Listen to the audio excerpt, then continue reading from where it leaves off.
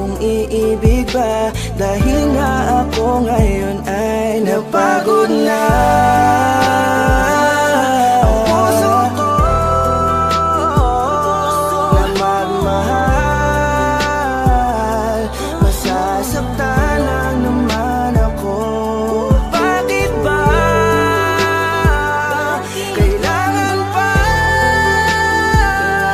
sa maling tao mapunta?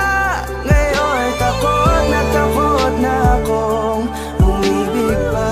Takot akong masaktan, paulit-ulit pa lang ang nangyayari sa akin. Ba't ganito palagi ang tadhana? Bakit sa maling tao pa lagi napupunta? Sana di ko na lang pala nakilala siya.